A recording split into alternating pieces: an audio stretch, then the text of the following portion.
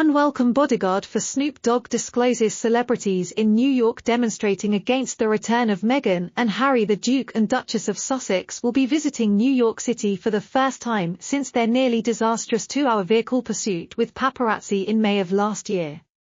A spokesman for the couple said that throughout their 2-hour-long, unrelenting chase, other cars on the road were almost involved in many near collisions.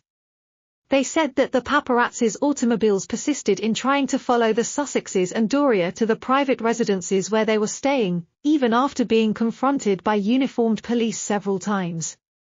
There is a certain amount of public interest when one is a public figure. Nobody's safety should ever have to be sacrificed for it. On Tuesday, October 10, the Archewell Foundation will host its first ever in-person event to commemorate World Mental Health Day in Manhattan. The event will be attended by Prince Harry, 39, and Meghan Markle, 42. New Yorkers, however, are not pleased with this information. They think that New York's reputation has suffered greatly as a result of Meghan and Harry's staging of the vehicle chase in May. Many people, including some well-known people, expressed opposition to the couple's return to the region and promised to demonstrate if they did.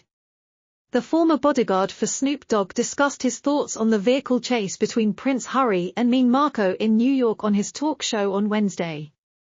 George Murdoch, a former security for Snoop Dogg and professional wrestler Tyrus Real, said that it was staged. "If it were anybody else," he said, "it sounds like it would have little bearing." He went on. "They always seem so thirsty that they sip seawater. I didn't think it was all that big of an issue."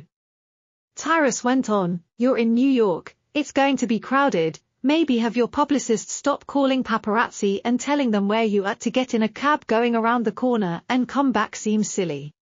He said, "I heard that Meghan and Harry's SUV was stopped by the police for driving erratically and potentially causing harm to others, which is why they got a taxi." Tyrus continued, "I think our city should sue them for making a false report and for any money or time wasted on the protection. Those con artists are never going to eat lunch in this town again. They're never going to eat lunch in this town again," Tyrus said. Not only does Snoop Dogg agree with me, but he also pointed out that the city camera footage of Meghan getting into the taxi was not taken at the police station, as was reported by another house rental place. He went on to call Meghan conceited and characterized her as virtue signaling when she received the Women of Vision award.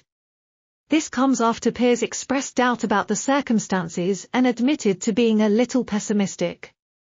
"Regarding the timing and the intentions behind all of this, I'm a little skeptical." The broadcaster said in a previous tweet that their tale is falling apart and that they always overestimate the SHOO.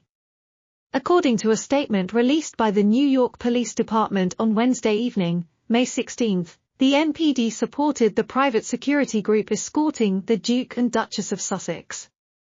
When the Duke and Duchess of Sussex arrived at their location, a number of photographers made the conveyance difficult, but there were no recorded incidents, summonses, injuries, or arrests in relation to